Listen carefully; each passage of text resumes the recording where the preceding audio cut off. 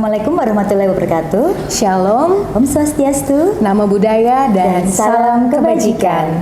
Iya, halo Sobat BUMDes. Halo. Iya, kita hari ini ya, kita mengucapkan selamat datang kepada Sobat BUMDes untuk acara podcast kolaborasi antara Pordes, Podcast Rembuk Desa dari BPPPM Yogyakarta, BPSDM, dan juga PODSA, Podcast BUM Desa dari Direktorat PKEI, Ditjen PEI. Ya, bersama saya Sinta dan rekan saya. Dan saya Angger. Ya, pada episode kali ini nih Mbak Angger, kita akan membahas tema yang penting dan menarik nih untuk perkembangan desa gitu ya. Nah, kira-kira temanya tentang apa ini Mbak Angger? Temanya cukup berat mungkin, tapi ini bisa memberikan inspirasi dan masukan buat teman-teman BUM Desa, yaitu tentang laporan keuangan BUM Desa dan BUM Desma. Nah, kita udah kehadiran narasumber nih yang cukup kompeten di bidangnya. Langsung aja kita kenalin atau kita mau pantun dulu nih Mbak? Kita bisa buka dengan pantun dulu mungkin ya Mbak Angger. Biar nggak tegang-tegang amat ya. Boleh Mbak Angger. Iya, ke Jogja, singgah ke Prambanan. Sampai di sana, kehujanan. Yuk kita simak podcast laporan keuangan Bersama Bu Aisyah, dosen PKN STAN. Iya. Langsung aja kita sambut beliau yang sudah hadir di tengah-tengah kita, Ibu Nur Aisyah Kustiani SST AKMSI. Beliau adalah dosen lektor dari Politeknik Keuangan Negara STAN. Jadi kita memang hari ini istimewa ya. Podcast ini memang kerjasama antara BPPK Kementerian Keuangan bekerjasama dengan Kementerian Desa PDTT. Dan kebetulan kita juga lagi ada kegiatan nih di Balai terkait workshop analisis pengembangan usaha dan laporan keuangan BUMDes BUMDesma. Nah, langsung aja kita sapa Ibu yang cantik. Selamat datang Bu Aisyah. Apa kabar Ibu? Sehat Ibu? Selamat siang. Selamat siang. Selamat datang di podcast kolaborasi kita kali ini ya Bu. Senang banget Ibu bisa hadir membagikan ilmunya terkait pelaporan keuangan BUM Desa dan BUM Desma. Nah, ini kan akan ada aspek-aspek penting yang akan kita bahas kali ini dalam podcast ini, yaitu terkait penyusunan dan pelaporan keuangan. Jadi mungkin langsung aja ya Mbak, kita mulai pembahasannya. Iya.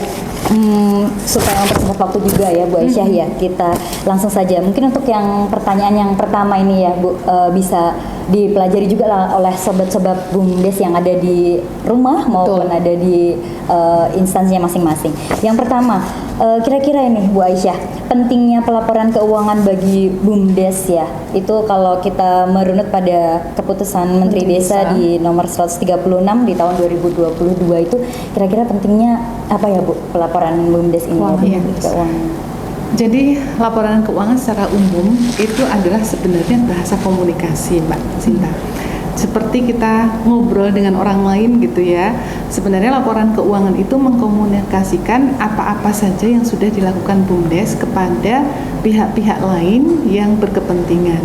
Jadi dalam hal ini karena pihak lain yang berkepentingan itu bisa penyedia modal, yaitu pemerintah desa gitu ya, atau masyarakat umum yang BUMDes tertentu sudah menerima atau menerima penyertaan modal dari mereka gitu. Jadi sebenarnya akuntansi itu adalah bahasa komunikasi kepada mereka yang sehari-harinya itu tidak mengetahui bagaimana BUMDes itu beroperasi gitu. Nah, aspek yang penting yang maka kemudian laporan keuangan itu menjadi mandatori itu adalah aspek akuntabilitas, karena yang dikelola itu adalah dana yang berasal dari uang rakyat nih gitu ya, sehingga aspek akuntabilitas itu sangat dipentingkan dalam komunikasi dalam laporan keuangan tersebut. Jadi aspek akuntabilitas itu menjadi satu hal yang sangat penting. Nah, selain itu laporan keuangan itu adalah memberikan informasi. Jadi tujuannya itu untuk memberikan informasi kepada pihak-pihak yang mau mengambil keputusan gitu. Misalnya dalam musyawarah desa gitu ya, atau kalau di Jogja nih istilahnya musyawarah kelurahan ya, kelurahan gitu. Itu laporan keuangan itu bisa digunakan sebagai bahan untuk informasi pengambilan keputusan gitu. Jadi memang krusial ya Bu ya, cukup penting banget, sekali ya Bu. Penting, Ya. betul. Nah, Bu mau tanya, Ibu kan pasti sering ketemu sama pengurus-pengurus BUMDes, mungkin juga memberikan pelatihan terkait pelaporan keuangan. Nah, di lapangan sendiri menemukan nggak sih Bu sebenarnya tantangan apa sih yang dimiliki BUMDes dalam penyusunan laporan keuangan? Iya. Sebenarnya tantangannya cukup banyak ya, karena BUMDes sendiri kan juga kalau dari segi pemeringkatan itu kan macam-macam Iya, gitu ya. Ada yang memang baru didirikan, kemudian ada juga yang sudah maju gitu ya. Tapi secara umum sebenarnya kalau di BUMDes itu dari sisi kuantitas dan kualitas SDM gitu. Dari sisi kuantitas ya, karena memang BUMDes apalagi yang baru berdiri itu Masih biasanya sangat terbatas ya. Pengelolanya itu paling 1, 2, 3 orang gitu ya. Itu mereka sudah disibukkan dengan mengurus proses bisnisnya. Iya. Terus mereka juga masih struggling gitu ya. Bagaimana mereka bisa bertahan menghasilkan laba gitu kan. Sedangkan kalau akuntansi itu dianggap sebagai bagian dari administrasi gitu ya, sehingga satu hal yang memang bukan menjadi fokus mereka gitu. Sedangkan yang besar tantangannya sudah berbeda lagi gitu ya. Mungkin kalau yang besar itu dalam hal transaksinya sudah kompleks, sehingga kemampuan SDM yang menyusun laporan keuangan itu menjadi satu hal yang penting untuk penyusunan laporan keuangan gitu. Nah, maka kualitas dan kuantitas SDM inilah yang menurut saya itu menjadi tantangan yang paling kelihatan saat ini gitu ya, untuk segera kita harus tangani gitu. Berarti kalau sebenarnya ini perlu pelatihan ataupun pendampingan terkait penyusunan laporan keuangan ya Bu bagi BUMDes ya. Betul sekali. Dan memang juga kalau yang seperti Bu Aisyah tadi sudah sampaikan kan memang itu jadi tantangan tersendiri ya Bu, apalagi kalau memang nanti SDM-nya juga tidak terlalu banyak gitu kan. Iya. Padahal kalau kita melihat BUMDes sendiri itu kan punya ini ya Bu, punya kewajiban ya untuk menyiapkan seberapa banyak laporan yang harus disiapkan gitu. Iya. Itu apa saja ya Bu? Nah, kalau di Kementerian keputusan Menteri itu ada laporan itu setidaknya 2 kali ya, semesteran dan tahunan gitu dalam setahun. Nah, laporannya itu yang harus disajikan karena ini mandatori. Yang pertama adalah laporan laba rugi, kemudian laporan perubahan ekuitas, kemudian neraca atau laporan perubahan posisi keuangan gitu ya. Kemudian yang keempat laporan arus kas, dan yang kelima seringkali ini ketinggalan nih, catatan atas laporan keuangan gitu. Padahal yang catatan atas laporan keuangan ini justru sebenarnya kalau kita lihat dari laporan itu dia mendominasi ini ya, penjelasan gitu. Itu harus kita susun dengan baik gitu. Jadi 5 laporan. Jadi 5 laporan ini wajib ya Bu? Wajib. Betul. Nah, dari 5 laporan ini atau keseluruhan laporan keuangan, ciri-ciri laporan keuangan BUMDesa yang baik sesuai SAK tuh gimana Bu? Yang seperti apa gitu? Iya, seperti apa gitu? Iya. Idealnya ya Bu. Jadi kita lihat dulu BUMDes itu kalau dikategorikan sebagai organisasi gitu ya, dia organisasinya itu yang tetap harus profit oriented, karena namanya juga badan usaha gitu kan.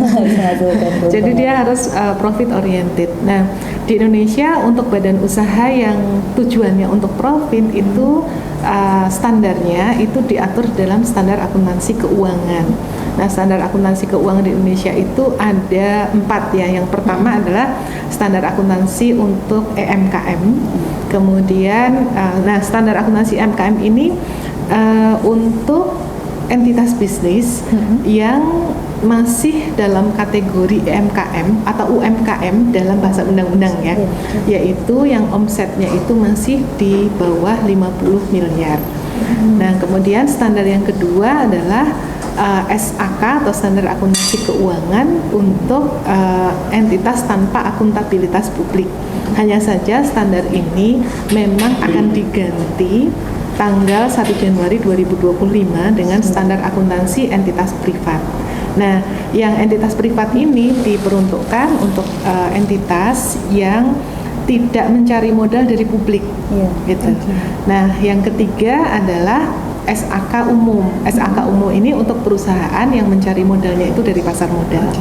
Dan yang kelima adalah karena kita banyak transaksi syariah ya di Indonesia, maka ada SAK syariah.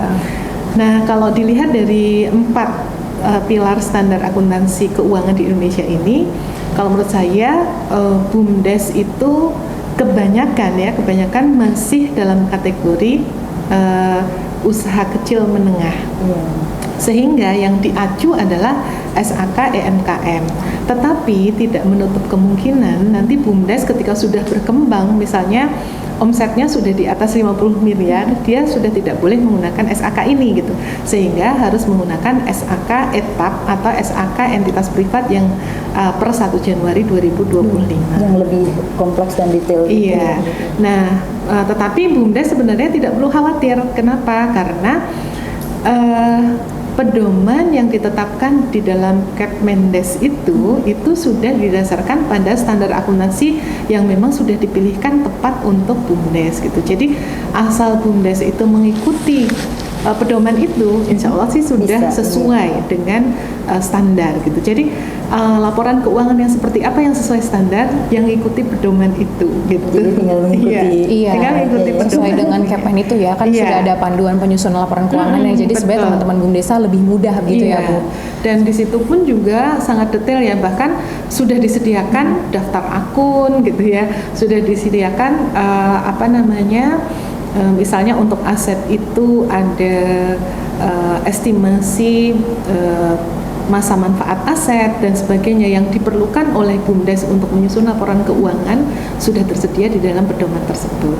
Jadi ini ya Bu ya, langkah-langkahnya sebenarnya tinggal mengikuti saja aja sih. Nah, mungkin ini Mbak Angger, kita agak yang lebih lebih akuntansi banget nih pertanyaannya ya Bu ya. Iya. Jadi kalau ciri-ciri ini ya Bu, laporan keuangan BUMDes yang berbasis kas dengan berbasis akrual itu bedanya apa ya Bu Aisyah? Nah ini juga sama sih sebenarnya ya, artinya kalau teman-teman di BUMDes itu atau sobat BUMDes ya kita menyebutnya itu mengikuti pedoman sekaligus dia sudah mengikuti akuntansi yang berbasis akrual, karena memang akuntansi yang berbasis kas ini sebenarnya di dunia akuntansi itu sudah lama ditinggal. Katanya out of date gitu. Jadi kita sudah lama meninggalkan, meskipun untuk pemerintah sih tetap ada basis kasnya ada gitu. Tetapi yang basis, apa sih bedanya basis kas dan basis akrual gitu ya? Kalau basis kas itu kita mencatatnya itu benar-benar hanya berdasarkan kas masuk dan kas keluar saja. Jadi kalau misalnya kita beli aset, ada kas keluar, yang dicatat adalah pengeluaran kasnya, sedangkan asetnya gimana dong? Belum tercatat gitu. Sedangkan kalau di basis akrual itu seluruhnya itu dicatat berdasarkan transaksi atau kejadiannya. Bahkan satu kejadian itu bisa berpengaruh ke laporan keuangan gitu. Misalnya kalau ada BUMDes menjual barang, barangnya sudah dikirim, berarti BUMDes tersebut sudah berhak mendapatkan pendapatan gitu ya. Meskipun uangnya belum diterima, kalau di akuntansi akrual itu sudah boleh dicatat sebagai pendapatan. Berarti pihak pembelinya itu nanti dia punya utang sama BUMDesnya itu. Begitu juga sebaliknya. Misalnya BUMDes sewa tempat gitu ya, sewa tempat sudah bayar duluan misalnya untuk 3 tahun. Jadi pengakuannya itu bukan didasarkan pada 3 tahun semuanya diakui sebagai beban sewa dong, tidak gitu ya. Diakuinya itu per tahun gitu, per tahun. Kalau dia 3 tahun misalnya 3 tahun itu 9 juta, berarti diakuinya per tahun itu 3 juta gitu. Artinya kalau beban diakuinya itu berdasarkan ya berapa banyak jasa atau barang yang sudah kita gunakan, bukan berapa yang kita bayar gitu. Jadi memang ini ya Bu ya, naik kelas ya malah ya Bu ya, dari yang kas ke akrual ini lebih kompleks kan ya. Iya betul sih, kalau dari sisi kompleksitasnya memang kalau basis kas kan ya sekedar mencatat uang masuk uang keluar, tapi kalau basis akrual mungkin sedikit lebih kompleks ya. Nah Bu, apa nih Bu peran audit di dalam pelaporan keuangan BUMDes dan sebaiknya seberapa sering audit itu dilakukan untuk pelaporan keuangan BUMDes? Iya, ini Kalau tadi Mbak Sinta sudah bilang, wah ini naik kelas nih, ini lebih naik kelas lagi nih, karena sudah ngomongin soal audit gitu. Nah gini, laporan keuangan itu kan dibuat oleh manajemen ya. Jadi pihak internal BUMDes yang menyusun laporan keuangan gitu. Laporan keuangan yang disusun pihak internal sebenarnya sih kita sangat mengandalkan pada integritas manajemen dalam menyusun laporan keuangan. Hanya saja yang nanti menggunakan kan pihak luar ya, yang menggunakan pihak luar, sehingga laporan keuangan itu perlu ditingkatkan kredibilitasnya gitu. Kalau yang nyusun pihak internal bisa dong suka-suka dia nyusunnya gitu kan. Jadi audit itu fungsinya adalah meningkatkan kredibilitas laporannya gitu. Supaya laporan ini lebih bisa dipercaya, harus dicek oleh pihak independen, yaitu auditor. Nah, auditor itu nanti akan memeriksa laporan BUMDes, laporan keuangan BUMDes berdasarkan standar.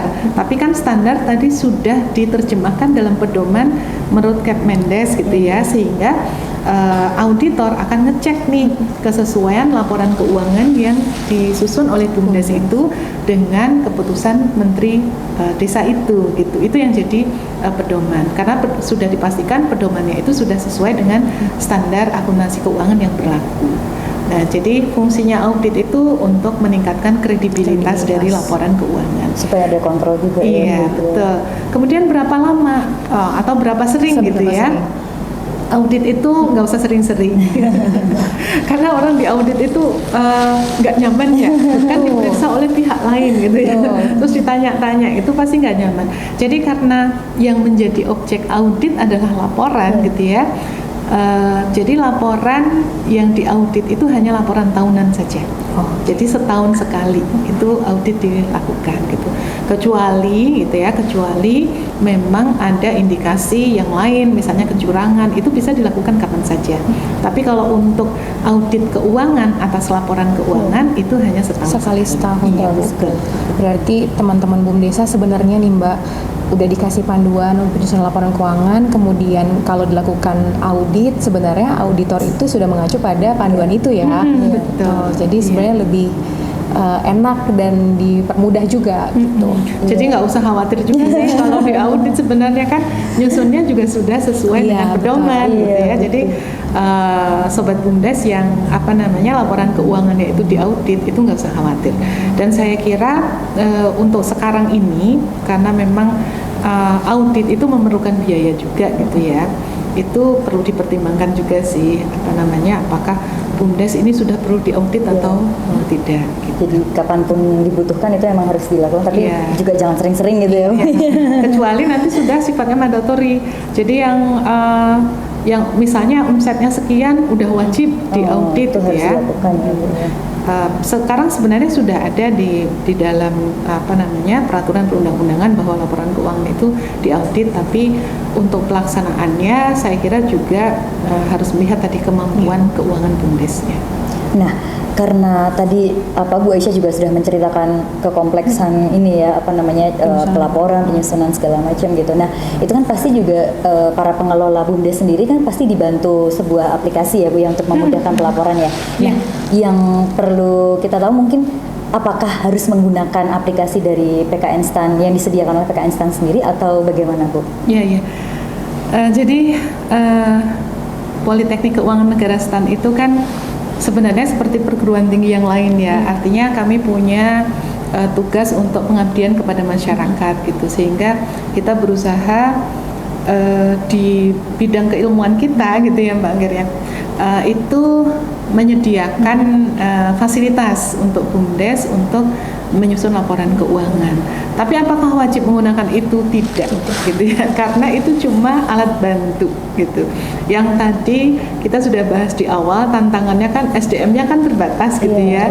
Di era teknologi informasi ini, masa sih kita nggak mau pakai alat bantu gitu kan? Nah, alat bantunya berupa aplikasi itu, mau pakai aplikasi yang disusun oleh tim kami PK Instan atau aplikasi yang disusun oleh teman-teman dari BPKP atau bahkan beli aplikasi yang dijual di luar gitu ya.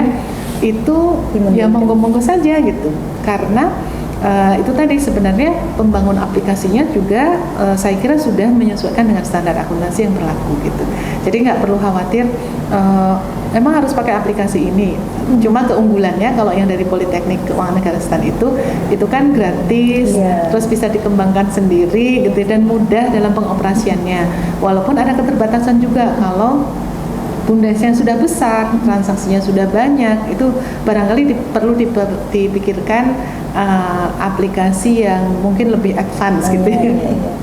Jadi memang ini ya Bu, sebenarnya kalau memang BUMDes sendiri menghendaki yang customize atau yang bagaimana, yang user friendly menurut mereka gitu ya, itu karena bagaimanapun juga ini kan aplikasi sebenarnya niatnya untuk memudahkan membantu ya Bu. Jadi memang opsi-opsi itu salah satunya dari Politeknik Stan sendiri menyediakan itu gitu ya Bu. Iya.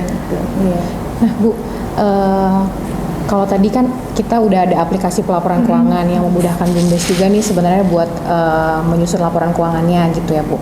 Nah ada nggak sih Bu hal-hal kesalahan umum yang harus dihindari dari penyusunan laporan keuangan?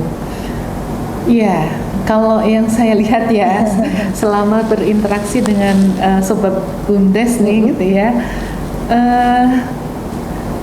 sebenarnya kesalahan-kesalahannya itu lebih ke kemampuan teman-teman BUMDes itu dalam menganalisis transaksi. Karena kalau transaksinya sudah berkembang, nanti itu akan ada ya macam-macam gitu. Karena BUMDes ini kan memang tidak bisa lepas dari kepentingan pemiliknya, yaitu desa gitu ya. Kemudian memang dia juga punya tugas untuk mensejahterakan masyarakat, sehingga perkembangannya itu dan dinamis sekali gitu. Nah dalam dinamikanya itu ya ketika ada hal-hal yang perlu mereka tangani gitu ya, itu menimbulkan transaksi-transaksi yang mereka harus analisis tuh, sehingga seringkali itu begini. Yang penting saya bisa pakai aplikasinya. Ternyata tidak hanya di situ gitu ya.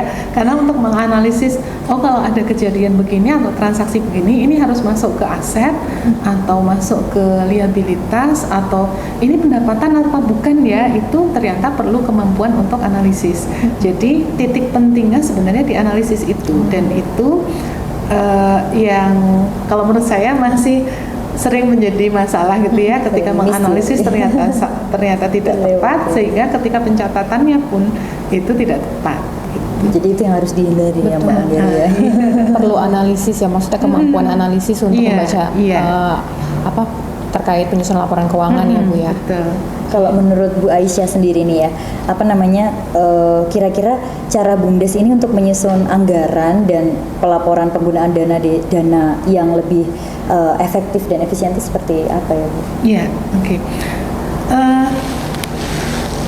Kita tahu bahwa tadi ya sudah dibahas di awal bahwa BUMDes ini tetap tujuannya adalah dia bisnis gitu ya. Dan bisnis itu perlu fleksibilitas, sehingga anggarannya pun juga tidak bisa seperti anggaran pemerintah yang sifatnya itu mengikat, kalau udah dianggarkan nggak boleh berubah gitu, enggak gitu ya. Tapi tetap dia mengikuti dinamika, sehingga BUMDes saya kira perlu membuat perencanaan anggaran itu nggak cuma setahun saja, tetapi dalam periode yang agak panjang, misalnya yang periode menengah gitu 5 tahunan. Kira-kira dalam 5 tahun itu dia mau ngerjain apa saja, progres yang diinginkan seperti apa gitu ya. Tapi tetap diterjemahkan dalam anggaran tahunan. Pendapatannya sumbernya dari mana saja? Apakah perlu dipikirkan sumber pendapatannya itu hanya itu saja? Misalnya kayak ini jualan apa nih Mbak? Misalnya ya. Legen ya Bu. Legen gitu. Legen. Biasanya tuh mereka berkembang tuh dari cuma legen, terus ternyata ada loh produk yang laku di masyarakat, misalnya di desa banyak kelapa gitu ya, banyak air kelapa itu yang ternyata dibuang sia-sia gitu ya. Itu perlu dipikirkan tuh bisa menjadi produk yang baru gitu. Jadi mencari sumber pendapatan itu harus diidentifikasi betul tuh sumber pendapatannya dari mana. Kemudian direncanakan juga biaya atau beban-bebannya gitu ya. Jangan sampai beban ini melebihi potensi pendapatan yang akan diperoleh gitu. Sehingga nanti jadinya rugi gitu ya. Jadi tetap mereka harus merencanakan beban-beban itu dengan efisien gitu ya. Karena memang tetap tujuannya laba harus dihasilkan dari operasionalnya BUMDes. Nah, kalau itu sudah stabil untuk operasional itu, mungkin mereka bisa ke depannya itu memikirkan pengembangan gitu ya, dari pengembangan produk, pengembangan pemasaran, bahkan mungkin BUMDes itu sudah ada yang bisa produknya itu layak ekspor gitu ya, memikirkan ekspornya kemana saja. Dan ternyata kalau kita lihat di Instagram atau di medsos yang lain tuh, ternyata potensi pasar untuk produk-produk yang dihasilkan BUMDes itu ternyata sangat besar di luar negeri misalnya gitu ya, atau kalau belum ke luar negeri masih dalam negeri lah, itu masih bisa luas gitu. Sehingga anggaran itu nanti kalau di BUMDes itu bisa cukup dinamis sesuai dengan dinamika yang dihadapinya gitu. Jadi tidak meningkat, tapi tetap fokusnya adalah menghasilkan profit gitu ya. Nomor satu itu ya Bu ya. Tapi ngomong-ngomong soal ini ya, ekspor tadi ya, Bu Aisyah, produk BUMDes ini ya. Ternyata ini di sini sudah hadir di tengah-tengah kita juga ini, bersama kita nih. Produk-produk peserta di workshop kita kali ini ya. Dari yang mau diekspor kemarin yang sudah diekspor di Hong Kong ini ya. Ini dia kalung gendang, bisa jadi souvenir. Nah, ini kemarin diekspor ke Hong Kong. Ini untuk souvenir gitu. Oh iya. Ini miniaturnya. Jadi sudah gendangnya juga. Iya, gendangnya juga. Nah, ini Bu produknya BUMDes Karya Mandiri di Desa Ngoran, Kabupaten Blitar. Kalau ini memang yang sudah diekspor ke Hong Kong. Yang gendang yang aksesoris ini. Kalau yang gendang yang besarnya itu tuh yang buat ditabuh itu memang sudah proses untuk ke Cina ya. Betul. Nanti diekspor rencananya di bulan Oktober. Itu ekspor ke Cina. Nah, mereka juga punya produk kopi, juga ada ini keripik pisang. Udah banyak ya produknya dari satu BUMDes ini ya? Ini satu BUMDes. Ini ada lagi Bu, BUMDes lainnya juga. Ini mungkin Mbak Sinta sambil ini ya, karena Bu Aisyah juga sudah berinteraksi. Kita sudah berapa hari ya Bu ya? Ini hari kedua ya, masih ada 1 hari lagi ya Bu. Kalau ini Carica Bu mungkin udah biasa kita temui juga ya dari BUMDes Jawara Mukti Bersama. Jadi ini dari BUMDes di Banjarnegara ya. Iya. Ini minuman khas Dieng ya sebenarnya. Kan dari Banjarnegara ya. Betul. Sampai sini juga Bu. Ke sini juga.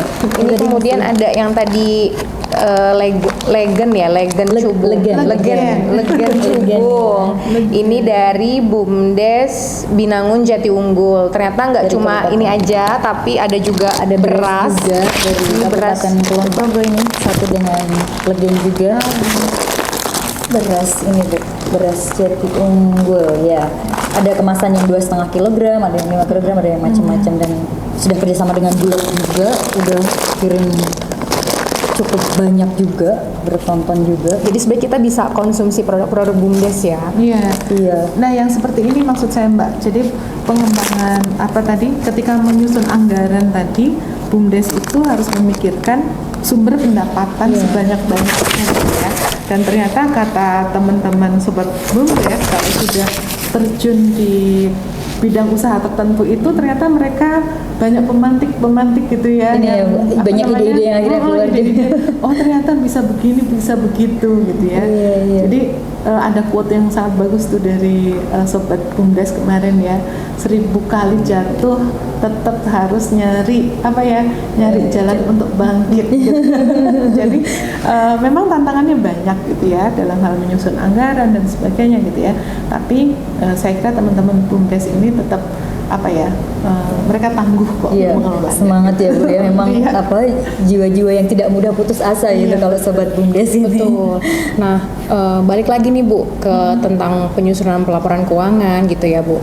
Yang mau kita tanyakan, apa sih Bu yang harus dilakukan kalau ada ketidaksesuaian atau masalah di dalam pelaporan keuangan?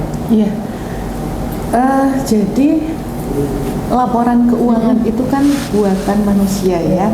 Dan pasti ya ketika manusia yang menyusun laporan itu gitu ya ada kesalahan, nggak masalah kok gitu ya kalau salah ya, kalau salah itu tidak masalah. Bahkan di dalam standar akuntansi itu pun juga ada yang mengatur tentang bagaimana kalau terjadi kesalahan? Ya sudah dikoreksi saja gitu ya. Dalam hal pelaporan ya, karena memang akuntansi itu sebenarnya hanya mencatat fenomena ekonominya atau fakta ekonominya. Kalau memang misalnya kesalahannya terjadi kesalahan manajemen kemudian rugi gitu ya, ini yang banyak ditanyakan gitu ya, rugi perlu dilaporkan nggak? Tetap ya, karena memang itu fenomenanya, itu faktanya. Kalau rugi ya harus dilaporkan. Kalau kesalahannya itu memilih akun dalam hal pelaporan gitu ya, sebenarnya kejadiannya misalnya ya, menjual barang secara kredit tapi dia mencatatnya kas gitu ya, secara tunai, nggak apa-apa, dikoreksi aja gitu. Jadi akuntansi itu tetap kok ada mekanisme jalan keluar ketika terjadi kesalahan. Apalagi kalau tadi dilakukan audit gitu ya, biasanya audit itu bisa menemukan kalau terjadi kesalahan gitu. Kecuali kesalahannya sesuatu yang disengaja ya, jadinya kecurangan gitu ya. Kalau kecurangan beda lagi, tapi kalau kesalahan tidak masalah, dikoreksi saja kesalahannya itu gitu. Masih sangat dimungkinkan untuk Iya, diperbaiki. bahkan kalau misalnya kesalahannya itu terjadi di tahun lalu yang laporan keuangannya sudah ditutup, tetap kok kita bisa betulkan gitu ya, kita bisa koreksi di periode berikutnya. Berarti sebenarnya kita nggak perlu khawatir ya Bu ya, karena itu ada kesalahan pun kita bisa koreksi gitu ya. Iya. Nah gini, apa kesalahan-kesalahan yang manusiawi tadi itu bisa direduksi atau bisa ditekan dengan penggunaan aplikasi.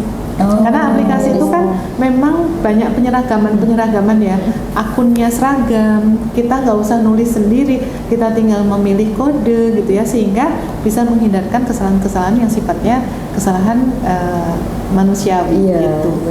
Bisa menghindarkan, tidak bisa menghapus seluruhnya gitu ya, tapi menekan terjadinya kesalahan dan laporannya jadinya konsisten gitu. Nah, karena tadi kan ternyata kesalahan-kesalahan itu sangat dimungkinkan untuk bisa diperbaiki begitu ya Bu Aisyah ya. Nah, tapi kira-kira ya Bu, dampaknya gitu dari pelaporan keuangan yang mungkin tidak akurat atau keberlanjutannya untuk BUMDes sendiri itu seperti apa ya? Nah, itulah masalahnya ya.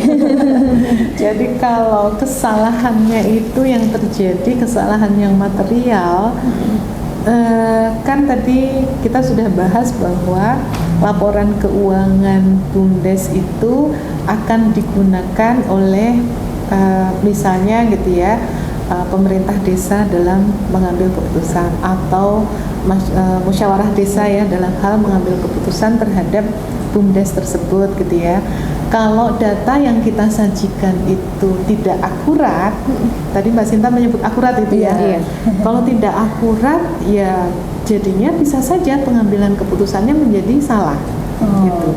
Atau kinerjanya BUMDes itu kan karena dia orientasinya profit, yang dilihat utamanya adalah kinerja keuangan gitu ya, kinerja keuangannya itu menjadi tidak tepat gitu.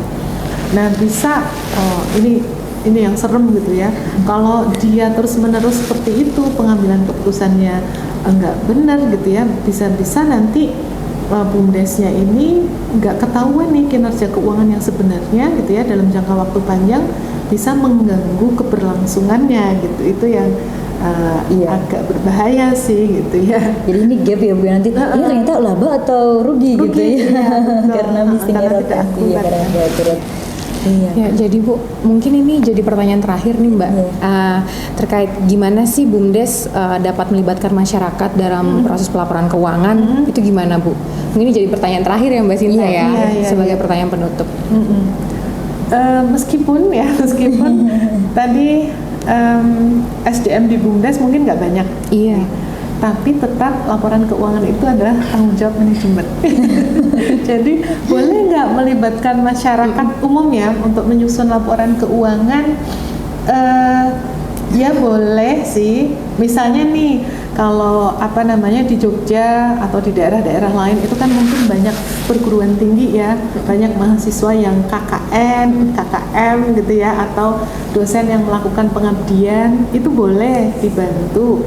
Hanya saja tanggung jawabnya itu tetap ada di manajemen. Artinya manajemen tetap harus melakukan review dan bertanggung jawab atas laporan keuangan yang dihasilkan. Karena kewajiban itu ada di manajemen gitu. Jadi validasi dan tanggung jawab itu tetap ada di mereka gitu. Siap, berarti boleh melibatkan masyarakat, tapi sebenarnya intinya adalah manajemen ya, tanggung jawab manajemen iya, gitu. betul. Nah mungkin ini ya Mbak Angger ya, apa namanya? Mungkin Ibu ada tips atau saran untuk Sobat sobat BUMDes. BUMDes gitu ya, agar pelaporan keuangannya nanti tuh ya itu Bu, akan lebih apa ya Baik. bisa menghindari baik juga dan bisa menghindari kesalahan-kesalahan yang tadi bisa apa ya kita bisa memprediksi supaya bisa terhindarkan dari yang itu tadi supaya nanti akan tidak mengganggu apa ya keberlangsungannya juga gitu biar tetap sustain juga ya untuk usahanya Iya, gitu. iya. Tipsnya mungkin Nah, Bu. sobat BUMDes tetap ya, karena kan tadi udah ada pedomannya nih, gitu. Menguasai pedoman itu. Kalau ternyata nggak bisa mempelajari sendiri, banyak kok yang menyediakan apa ya pendampingan untuk kita bisa belajar bareng gitu. Ya belajar bareng memahami pedoman itu atau bahkan tadi ya sampai ke pendampingan penyusunan laporan keuangannya, tapi tetap sobat BUMDes harus punya perencanaan suatu saat harus mandiri dong penyusunan laporan keuangannya gitu. Tapi di awal-awal ini tidak masalah gitu karena mereka itu fokusnya adalah pada pengembangan usaha. Bagaimana membuat usaha ini bisa berkembang bagus sehingga bisa menghasilkan PADES, bisa menghasilkan benefit untuk masyarakat gitu ya. Itu tetap menjadi fokus mereka, tapi pertanggungjawabannya tetap harus diperhatikan gitu. Dengan cara tadi kuasai pedomannya, kalau tidak bisa sendiri libatkan pihak-pihak yang memang expert di bidangnya gitu ya. Minta bantuan mereka tidak masalah gitu ya. Tapi tetap harus tadi merencanakan untuk kita punya SDM yang bisa mandiri menyusun laporan keuangan. Baik. Wah, ini ya, apa namanya? Tercerahkan ya, Mbak Angger ya. Buat ternyata. kita berdua juga makin mengetahui, bukan makin paham tapi makin mengetahui. Mengetahui, iya. Karena kita juga ternyata belajar juga ya Mbak Sinta dari apa yang udah Ibu Aisyah sampaikan gitu, bahwa teman-teman BUMDesa sebenarnya kita sudah menyediakan namanya Kepmen Desa 136 tahun 2022 terkait panduan penyusunan laporan keuangan, dan teman-teman BUMDesa itu bisa mengacu pada Kepmen tersebut supaya lebih mudah ya, begitu Bu. Iya, terima kasih banyak Bu Aisyah atas penjelasannya tadi juga ya Bu. Selain menambah wawasan kita Betul. juga, gitu pengetahuan kita juga, dan semoga juga ini membawa manfaat yang besar juga untuk sobat-sobat BUMDes gitu ya. Nah, langsung aja kita akhiri podcast kita hari ini. Terima kasih banyak Ibu Aisyah yang sudah mau sama-sama. berbagi ilmunya, pengetahuannya sama kita dan teman-teman BUMDesa juga. Nah, sebelum kita tutup, kita mau pantun dulu nih Mbak. Pantun lagi ya Bu Aisyah ya. Kalau tadi dibuka dengan pantun, ditutup juga dengan pantun. Iya. Ke Balai Jogja sambil akrobat. Pulangnya makan sate buntel Semoga podcast ini bermanfaat. demi membangun desa yang akuntabel. Iya, jangan lupa ikuti terus podcast kita. Mungkin di tempat Mbak Angger ada yang perlu di follow atau di subscribe oleh Sobat BUMDes. Boleh gitu. banget. Kalau dari Direktorat PKI nanti teman-teman boleh follow akun di bawah ini ya.